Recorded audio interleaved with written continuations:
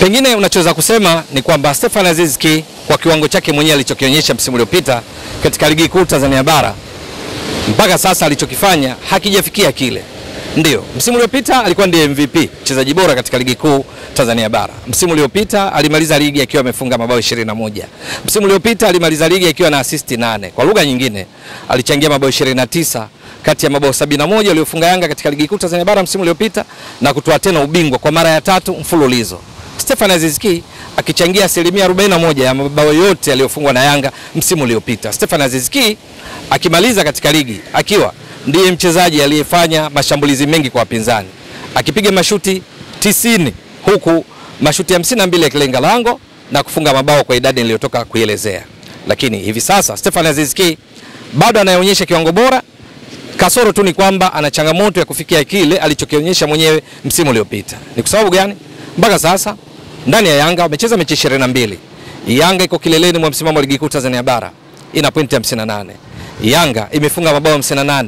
Idadi kubwa ya mabao ambayo inawafanya kuna kitu kinaitwa MPG, minutes per goals. Yaani kasi inayotumia kufunga bao moja kwa wastani nafunga kwa dakika ngapi? Yanga ndio namba 1 hivi sasa tunapozungumza katika ligi kuu 10 bora barani Afrika. Kuanzia ligi kuu ya Misri, ligi kuu ya Morocco, ligi kuu ya Algeria, Afrika Kusini, Tunisia, Tanzania yenyewe, ligi kuu ya Angola, ligi kuu ya Jamhuri ya Kidemokrasia ya Kongo, ligi kuu ya Sudani, ligi kuu ya Ivory Coast. Yanga katika ligi zote hizo 10 bora hakuna timu kwenye ligi yake inafunga mabao kwa kasi ya Yanga, kwa sababu kufunga mabao 58 katika mechi 22 ambazo ni dakika 1980, manake Yanga inafunga bao kila baada ya dakika 34 na sekunde 8. Mafanikio hayo ya Yanga kufikia sasa kwa kiasi kikubwa yanachangiwa pia na Stefan Aziz Ki, ambaye kwa wale ambao wanashangaa mbona idadi ya mabao anayofunga haiendani kwa kasi kama iliyokuwa msimu uliopita, sababu zinaweza kuwa nyingi. Mojawapo ni juu ya mipango kazi ya Yanga.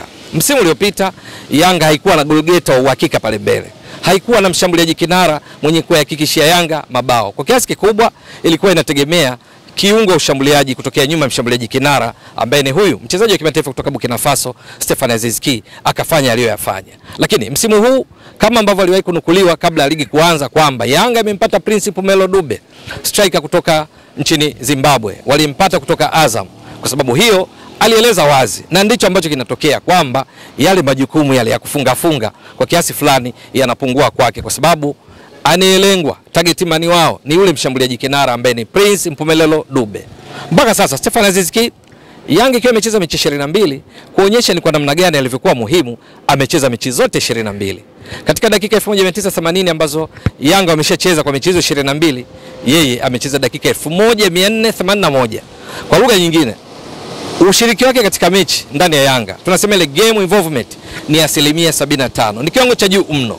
Lakini Stefan Aziz Ki ambaye ni kiungo wa ushambuliaji nyuma ya mshambuliaji kinara asiyetabirika, maana akiwa na gule yenye nguvu zaidi la kushoto, anatokea kulia, anatokea katikati, anarudi nyuma, ana drop deep kuungana na wenzake katika kupigania mipira pindi wanapokuwa wanazuia.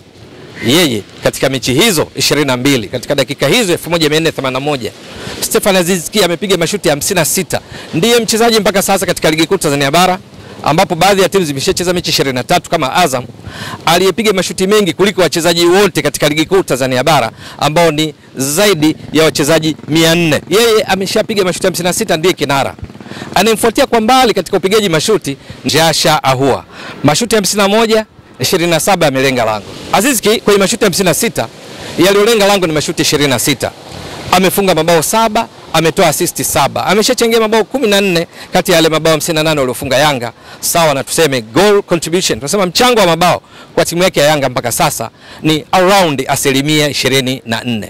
Huyu ni Stefan Aziz Ki. Swali ni kwamba je, kwa hiki anachokionyesha ataweza kurejesha tena hadhi yake ya kuwa mchezaji bora wa msimu, MVP, kama alivyowahi kufanya msimu uliopita, kama alivyowahi kufanya nchini Ivory Coast kabla ya kuja na kutua Yanga? Hilo ni swala la kusubiri. Je, ataendelea kuwa miongoni mwa wachezaji wenye mabao mengi msimu huu? Hilo ni swala la kusubiri, kwa sababu zimebaki mechi 8, lakini kadri anavyocheza uwanjani haonyeshi kuwa na shauku na tamaa ya kwamba yeye afungie. La hasha. Pengine hilo linamwathiri, ndio ambao ni jambo chanya kwa Yanga, kwa sababu yeye anaweza asifunge, lakini cheza yake Kupiga mashuti kila mara wanapata nafasi kunafanya walinzi wa timu pinzani wakose amani wanapokabiliana na huyu Stefan Aziz Ki. Matokeo yake ni nini? Teodo Pacome Zouzoua anapokuwa uwanjani tayari ameshacheza mechi 20, ameshafunga mabao 7. Teodo Pacome Zouzoua, lakini pia ana assist za idadi hiyo.